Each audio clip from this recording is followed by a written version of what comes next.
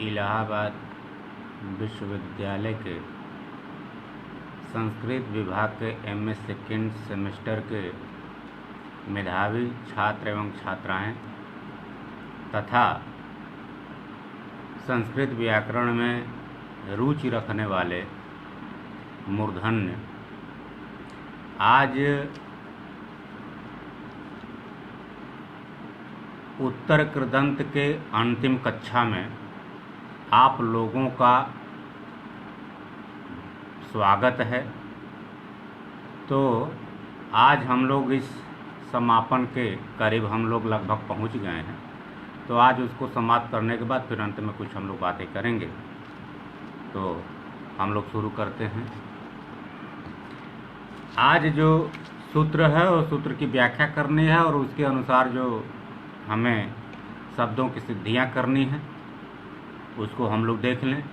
जो आज का सूत्र है वह सूत्र है ईषद दुसुसु कृच्छ्रा कृच्छ्रार्थेषु खल। पहले हम लोग कृच्छ्र और अकृच्छ्र को देख लें। कृच्छ्र माने होता है कष्टपूर्वक, कठिनता, और अकृच्छ्र का मतलब होता है जो कठिन न हो, आसानी पूर्वक, सरलता पूर्वक। तो इनके कहने का तात्पर्य क्या है कि कृच्छ्र और अकृच्छ्र के अर्थ में, अर्थात कठिनता और सरल के अर्थ में क्या ईषद, ईषद माने थोड़ा सा,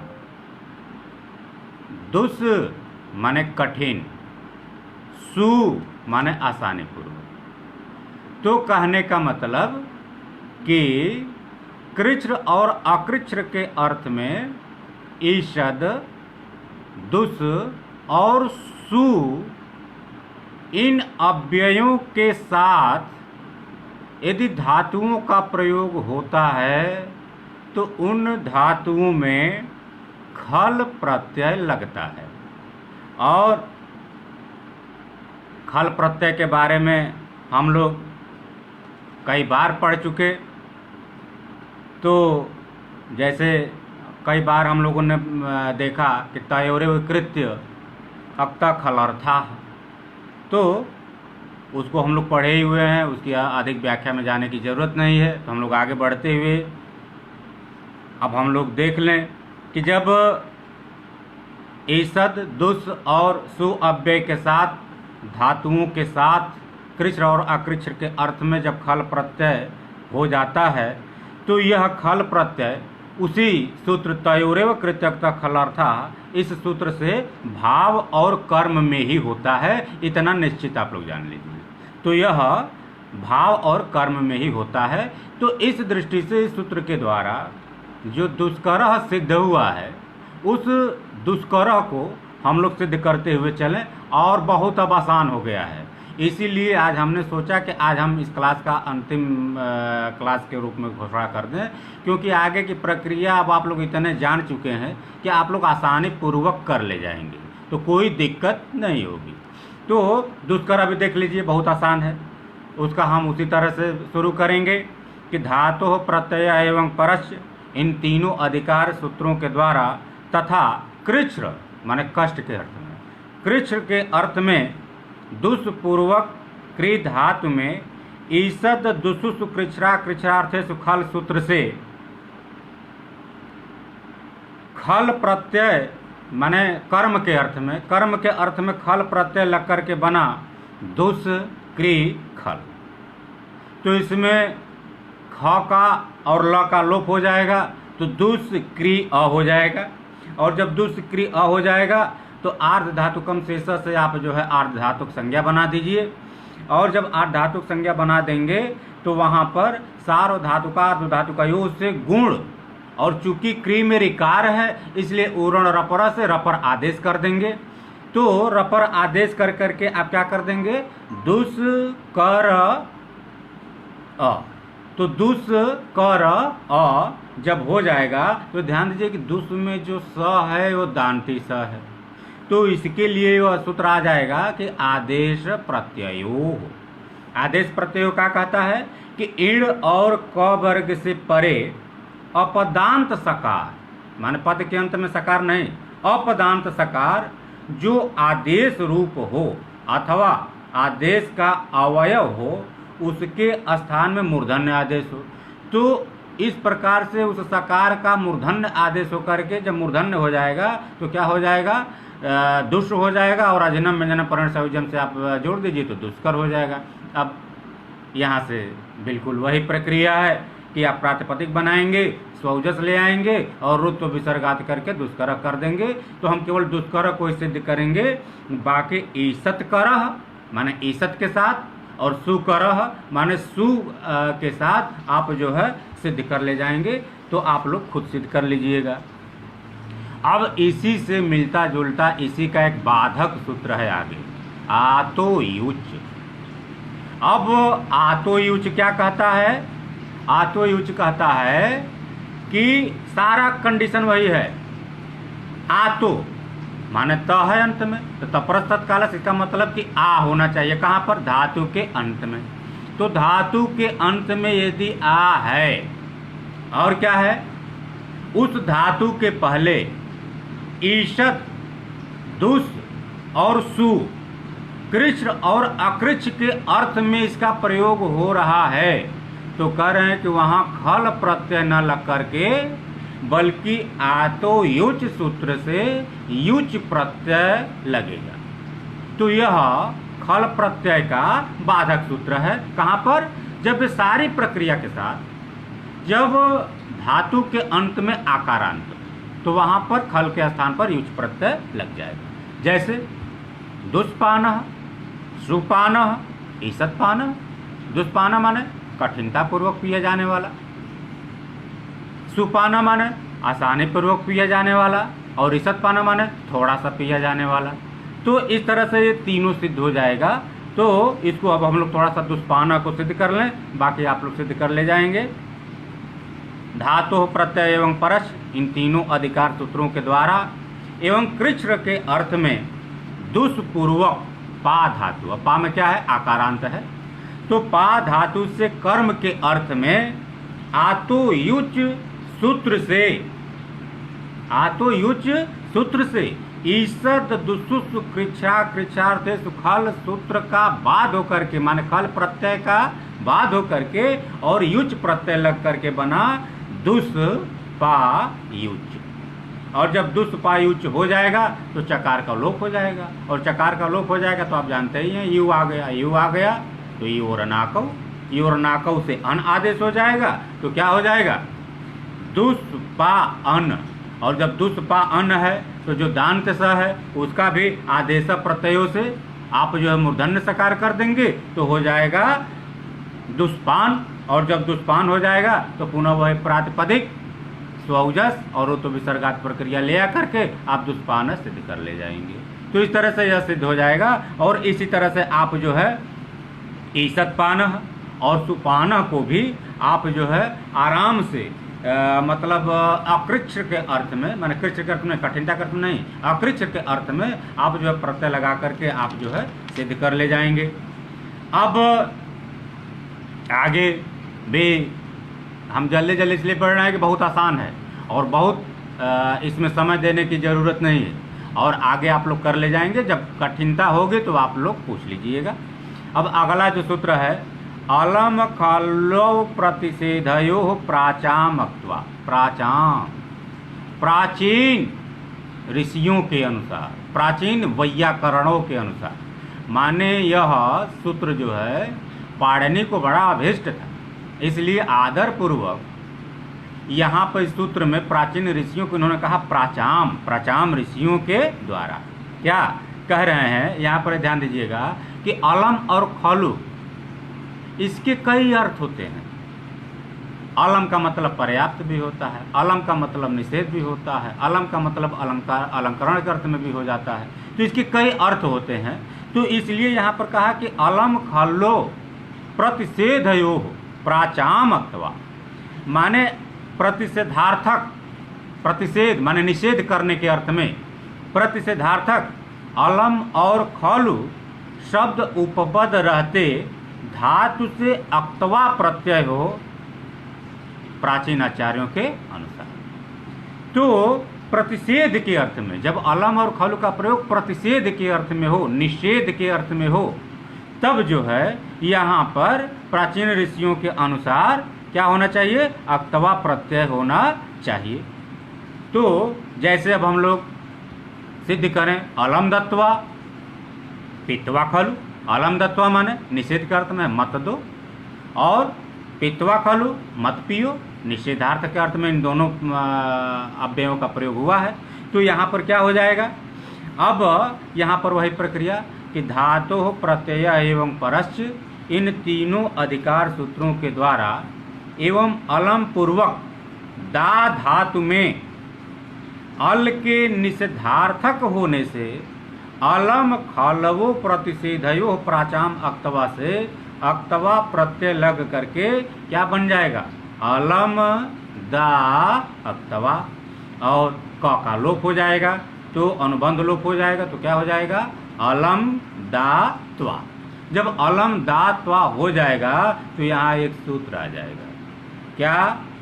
दो दघो, माने ये क्या कह रहा है कि घू संज्ञक दा धातु को दद आदेश हो, तकाराद कित प्रत्यय परे रहते, तो कित प्रत्यय अक्तवा है, तो और दा धातु भी है, तो दा धातु को दद हो जाता है, और क्या? घू संज्ञक दा धातु। अब यहाँ पर थोड़ा सा घू संज्ञक एक आ गया है नया, तो घू संज्ञक है क्या? तो ये कह रहे हैं कि दाधा घू अदाय, दाधा घू अदाप। तो दाधा घू अदाप का मतलब क्या? कि दा एवं धा धातुओं का घू संज्ञा हो, लेकिन अदाप माने दाप में न हो। दाप का मतलब क्या? दाप का मतलब होता है कि दाप और दैप में यह घू संज्ञा न हो। तो कहाँ होना चाहिए? दा धातु का और धा धातु का घू संज्ञा होता है अदाप, दाप और दैप का नहीं होगा। तो इस तरह से यह घू संज्ञा भी है, क्योंकि दा धातु है, तो दा धातु है तो घू संज्ञक दा धातु को द्वित्व होकर के माने दद होकर के क्या हो जाएगा? दा धातु का दद हो जाएगा, तो क्या हो जाएगा? अलम दद त्वा। अब अलम दद त्वा हो जाएगा तो यहाँ पर द और त का संयोग है, तो खर्च से चर आदेश हो करके द के स्थान पर त हो जाएगा, तो क्या हो जाएगा? अलम दत त्वा। तो अब मिला देंगे तो क्या हो जाएगा? अलम दत्वा। तो अलम जब दत्वा हो जाएगा तो अब आसान प्रक्रिया है, थोड़ा सा इसमें देखना जरूर है। आसान तो है लेकिन थोड़ा सा देखना है। यहाँ पर ध्यान दीजिए कि यहाँ पर प्रातिपदिक बनाएंगे, स्वौजस ले आएंगे, तो आप करेंगे अलम दत्वा सु। तो यहाँ पर जैसे ही ले आएंगे तो यहाँ पर एक सूत्र आ जाएगा कि अक्तवा तो सून कसुनः।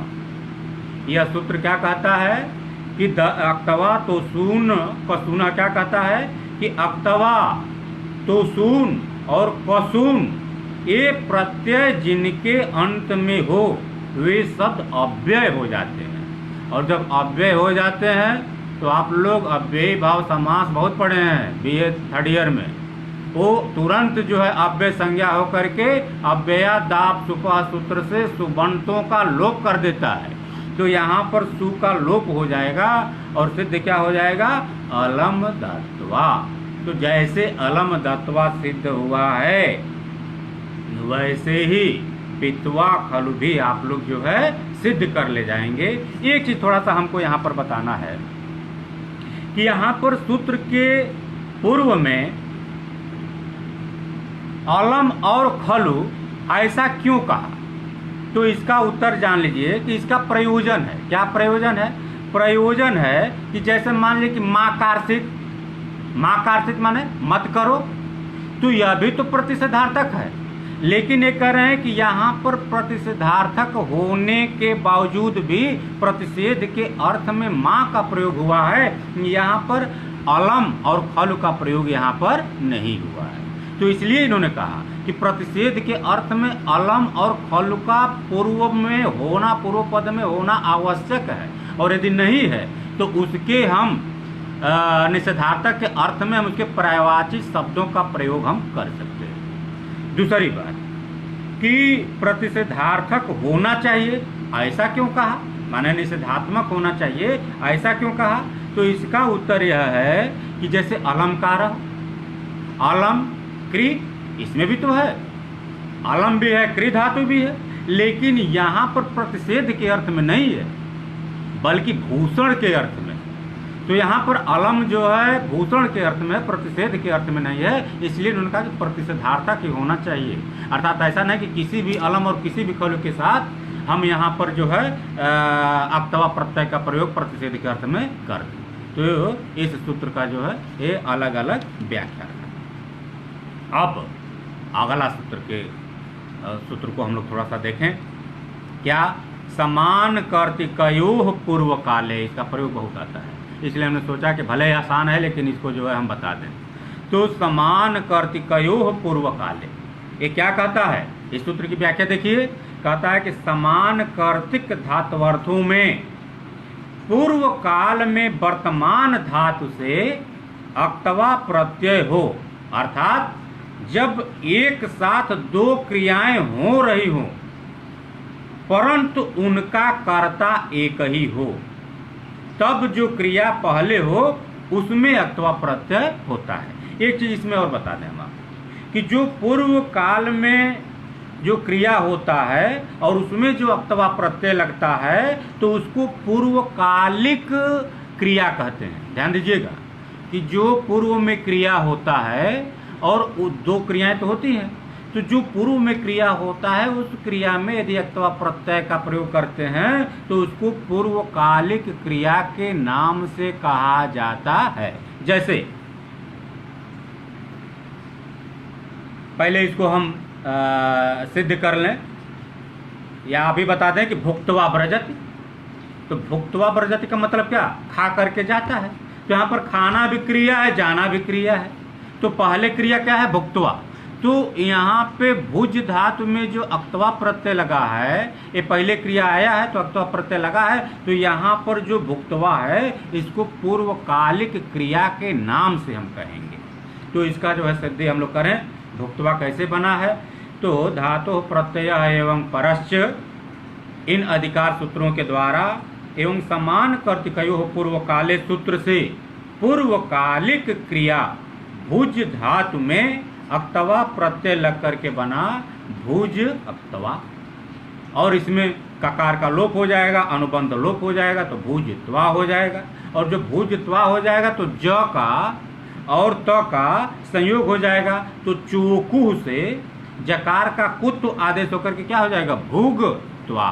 क्योंकि च छ ज तीसरे पर है तो क बर का तीसरा होगा तो ग हो जाएगा तो भुगत्वा। और जब ग और त का संयोग हो जाएगा तो खर च सूत्र से चर तो आदेश हो जाएगा, और जब चर तो आदेश हो जाएगा तो उस ग के स्थान पर क हो जाएगा तो क्या हो जाएगा, भुक्त्वा। और जब अजिनम व्यंजन परिणय से जब आप जोड़ देंगे तो भुक्त्वा हो जाएगा, और भुक्त्वा हो जाएगा तो फिर वही प्रातिपदिक बनाएंगे, सोजत को ले आएंगे तो भुक्त्वा सु हो जाएगा, और भुक्त्वा सु हो जाएगा तो इसमें तो अक्तवा प्रत्यय आप लगाए हैं, और जब लगाए हैं तो यहाँ पर आ जाएगा कि अक्तवा तो सुन कसुनः। इस सूत्र से अव्यय संज्ञा होकर के और अव्यया दाप सुपह सूत्र से इस सुबंत का लोप हो जाएगा और हो जाएगा भुक्त्वा व्रजति। तो यहाँ पर भुक्त्वा व्रजति जो है सिद्ध हो जाएगा। एक सूत्र की व्याख्या में दिया होगा आपको कि द्वित्वम अतंत्रम। द्वित्वम अतंत्रम का मतलब क्या है कि सूत्र में द्विवचन विवक्षित नहीं, माने केवल दो ही द्विवचन का ही विवक्षा नहीं है, अर्थात दो क्रियाएं ही होने पर पूर्व क्रिया से अक्तवा होता है, ऐसी बात नहीं है। अपितु दो से अधिक अनेक क्रिया भी विषक हों, उनमें पूर्व काल की क्रियाएं चाहे कितनी हों उन सब में अक्तवा प्रत्यय होगा। माने केवल द्विवचन का विवक्षा नहीं है, बल्कि पूर्वकालिक क्रिया के रूप में चाहे जितनी क्रियाएं हों, 3 हो 4 हो, सब में अक्तवा प्रत्यय लगेगा, केवल अंतिम वाले में नहीं होगा। तो जैसे भुक्त्वा पित्वा व्रजत, खा पी करके जाता है, तो खा पी करके जाता है तो इसमें तो तीन तीन क्रिया हो गया, खाना पीना और जाना। तो जो व्रजत है उसमें नहीं लगेगा, लेकिन यहाँ पर भुक्त्वा में और पित्वा में जो दो क्रियाएं हैं, इन सब में जो है क्या लगेगा, यहाँ पर भुक्त्वा पित्वा व्रजति लगेगा। अब अगला जो सूत्र है, समासे अनय पूर्वे अक्त्वो ल्यप, यह भी बहुत इंपॉर्टेंट है। क्या कह रहे हैं कि अनय पूर्वे, अनय पूर्वे, अनय पूर्व माने नय पूर्व में न हो, नय समास, नय तत्पुरुष आप लोगों ने पढ़ा है, नय अव्यय भी है, तो कह रहे हैं कि नय अव्यय पूर्व में न हो, और चाहे जो अव्यय पूर्व में हो, तो यदि अव्यय पूर्व में हो और उस अव्यय के बाद जो धातु है उसमें अक्त्वा प्रत्यय के स्थान पर लेप प्रत्यय हो जाता है, तो समास अनय पूर्वोक्तो लेप सूत्र क्या कहता है कि अव्यय पूर्वपद समास में पर न समास न हो, धातु से पर अक्त्वा को लेप आदेश हो। अब जैसे प्रकृत्य, तो जब प्रकृत्य बना तो यहाँ पर प्रकृति माने करके, तो इसकी सिद्धि भी हम लोग देख लें कि धातु प्रत्यय एवं परश्च, इन तीनों अधिकार सूत्रों के द्वारा एवं समान कर्तिकयो पूर्वकाले सूत्र से प्र उपसर्ग पूर्वक क्री धातु में अक्त्वा प्रत्यय लग करके बना प्रक्री अक्त्वा। ध्यान दीजिए, अभी हम अक्त्वा प्रत्यय लगाएंगे, प्रक्री अक्त्वा, अनुबंध लोप कर देंगे, प्रकृत्वा हो जाएगा। और यहाँ पर आर्ध धातुकम शेषा से आप आर्ध धातुक संज्ञा तो करेंगे, लेकिन न इट का आगम होगा क्योंकि अनिट है, और न ही गुण होगा क्योंकि किंगित च से गुण और वृद्धि का जो है निषेध ही हो जाएगा। तो यहाँ पर आप क्या करेंगे, समासे अनय पूर्वे लेप से उस अक्त्वा के स्थान पर लेप प्रत्यय लगा देंगे, और लेप का लकार और पकार का अनुबंध लोप हो जाएगा। तो क्या हो जाएगा, प्रक्रिय, तो प्रक्रिय हो जाएगा। तो यहाँ पर इस सूत्र से भी आप लोग परिचित हैं, ह्रस्वस्य पिति कृति तुक से तुकागम हो करके प्रकृतुक यह हो जाएगा। तो इसमें भी उकार और ककार का लोप हो जाएगा, अनुबंध लोप हो जाएगा। तो क्या बचा, प्रकृत य, और जब जोड़ देंगे अजनम व्यंजनम पर्ण सविजम से तो प्रकृत्य हो जाएगा। और जब प्रकृत हो जाएगा तो प्रातिपदिक बना करके सौजस ले आएंगे, और रुत्व विसर्ग आदि कर करके यहाँ यहाँ पर रुत्व विसर्ग नहीं करेंगे, यहाँ भी वहाँ भी अक्त्वा प्रत्यय तो है ही, तो इसलिए अक्त्वा प्रत्यय है। तो वही बात है कि स्थानिवद आदेश अनल विधौ, स्थानिवद आदेश तो रहेगा ही, तो स्थानिवद आदेश रहेगा, तो उस दृष्टि से यहाँ पर सुप्रत्यय जब ले आएंगे तो अक्त्वा तोसुन कसुनः सूत्र से अव्यय संज्ञा होकर के और अव्ययादाप सुपः सूत्र से उस सु का लोप कर देंगे, तो हो जाएगा प्रकृति, तो प्रकृति बन गया। तो इस तरह से आपका जो है सिद्ध हो गया। और इस सूत्र में थोड़ा सा आया है कि अनय, अनय माने नय समास न हो, ऐसा क्यों कहा, इसलिए कहा क्योंकि नय समास में अक्त्वा को लेप आदेश नहीं होता। जैसे अकृत्वा, अकृत्वा में नय है और इसमें अक्त्वा के स्थान पर लेप आदेश नहीं हुआ, इसलिए उन्होंने कहा कि अनय, नय समास का नय अव्यय का प्रयोग नहीं होना चाहिए। तो इस प्रकार से आज की कक्षा का हमारा समापन होता है, और आप लोगों को बहुत बहुत आशीर्वाद। और हम तो इसके पहले भी हमने आपको आशीर्वाद रूप में दिया था कि आप अधिकाधिक नंबर पावें, और अधिकाधिक नंबर पाने के साथ साथ आप जीवन में कहीं बढ़िया सेटल हों, आप अच्छी सेवा दें, और एक गुरु का और पिता दोनों तब बहुत खुश होते हैं जब उसका शिष्य या पुत्र जब अपने पिता और गुरु से भी उच्च पदों पर वो पहुंचता है। तो जब पहुंचता है तो गुरु और शिष्य के खुशी का ठिकाना नहीं होता। और एक चीज़ और है कि जब शिष्य या पुत्र जब गुरु और पिता से भी विद्वान होता है और जब उसको कहीं मतलब इस तरह की बात होती है और जब गुरु और शिष्य को समस्या होती है और अपने शिष्यों से ही जब समाधान पूछता है और जब शिष्य समाधान करता है तो उसकी खुशी का ठिकाना नहीं रहता। तो आप लोग उस स्तर को प्राप्त करें जहां हमें भी आवश्यकता हो तो हम अपनी समस्याओं से आपके साथ रूबरू करें और आपसे हम अपनी समस्याओं का समाधान करें। तो अब हम लोग जो है ईश्वर चाहेंगे तो पुनः प्रमोटेड क्लास में हम लोगों से मुलाकात होगी। तो आज के लिए इतना ही। और आप लोगों को ऑनलाइन कक्षा प्राप्त इतना आप लोगों ने किया तो इसके लिए आप लोगों को बहुत बहुत दिल से हृदय से धन्यवाद। आप लोग खुश रहें, मस्त